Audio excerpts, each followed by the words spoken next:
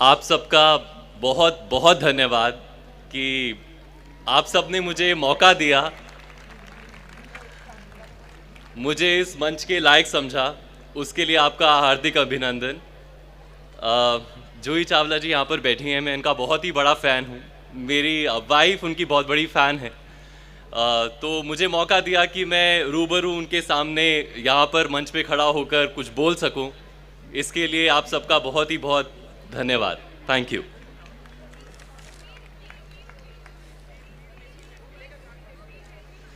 जी हाँ, मुझे महाभारत में कृष्ण का किरदार निभाने का अवसर प्राप्त हुआ। ऐसा अवसर जिसने मेरी जीवन शैली ही नहीं बल्कि मेरे दृष्टिकोण को भी काफ़ी हद तक बदल के रख दिया। आपसे सारी बातें विस्तार में तो नहीं कह पाऊंगा क्योंकि उसमें काफ़ी समय निकल जाएगा, लेकिन कुछ ऐसी बातें हैं जो मैं आप सबसे शेयर अवश्य करना चाहूँगा। पहले तो यहाँ पर खड़े होकर मुझे ऐसा लग रहा है जैसे मैं अपनी स्कूल की असेंबली में खड़े होकर कुछ बोला करता था। सुबह जो असेंबली होती है तो एक दोहा था जो हमेशा असेंबली के दौरान गाया जाता था। वो कुछ ऐसा था कि स्वयं विधाता हो हे मानव, अंतर में विश्वास जगाओ, चलो ना मिटते पथ चिन्हों पर, अपने रास्ते आप बनाओ, अपनी आत्म ज्योति से पुलकित अपने सूर स्वयं बन जाओ। जी हाँ, ये एक ऐसा दोहा है जो मुझे खाली प्रिय ही नहीं है बल्कि मेरी लाइफ से बहुत जुड़ा हुआ भी है। इसमें एक लाइन है कि अपने सूर स्वयं बन जाओ। इसका अर्थ ये मत निकालिएगा कि आप स्वयं अपने भगवान बन जाओ, क्योंकि जहाँ पर ऐसा होता है वहाँ पर ईगो या अहम आ जाता है, और जहाँ पर ईगो या अहम होता है वहाँ पर ईश्वर नहीं होता। तो it could be either of the things, either it could be your ego और it could be your almighty.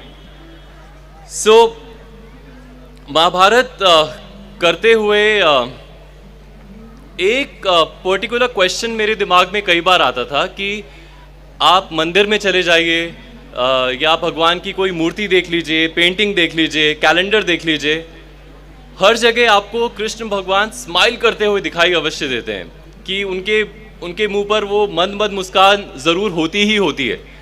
तो कई बार ये मेरे दिमाग में प्रश्न होता था कि ऐसा होता क्यों है, why every time he smiling. I asked many people around me. मैंने अपने डायरेक्टर से भी पूछा, क्रिएटिव डायरेक्टर से भी पूछा, सबके अपने अपने ओपिनियंस थे। कोई कहता था कि वो शायद इसलिए स्माइल करते हैं कि तुम करते रहो जो तुम्हें करना है, लास्ट में तो वही होगा जो मैं चाहता हूँ। तो ऐसे भी कुछ जवाब मिलते थे। लेकिन एक बार सीन करते हुए मुझे अपने आप ये सहसा कुछ ऐसा अनुभव हुआ कि शायद वो हमें टीचिंग देते हैं कि लाइफ में कैसी ही सिचुएशन क्यों ना हो, कोई भी किसी भी तरह की कोई प्रॉब्लम क्यों ना हो, उसे आप स्माइल करके पार कर सकते हैं। So this is what I understood while playing कृष्णा's कैरेक्टर। डेस्टिनेशन इंडिया ऐसी ही कई तथ्यों और संस्कारों और कहानियों से भरा हुआ है।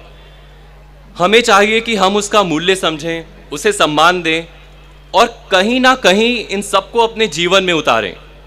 यहाँ की कलाकृतियाँ, नृत्य, यहाँ के त्यौहार सब हमारी ही धरोहर है और ये हमारी जिम्मेदारी है, हमारी रिस्पॉन्सिबिलिटी है कि हम उसे संभाल कर रखें और उन्हें प्रोत्साहन दें। आप सबने इतनी उत्सुकता और शांति से मेरे थॉट्स को सुना, उसके लिए आप सबका बहुत बहुत धन्यवाद। नया साल आरंभ हुआ है, आप सबको नए साल की हार्दिक शुभकामनाएं। और मेरी बस यही आशा है कि आपके इस वर्ष का प्रत्येक पल आपको भारतीय होने पर गर्व महसूस कराए और मुझे भी गर्व महसूस कराए। इसी लास्ट विश के साथ मैं आपसे इजाज़त चाहता हूँ। Thank you.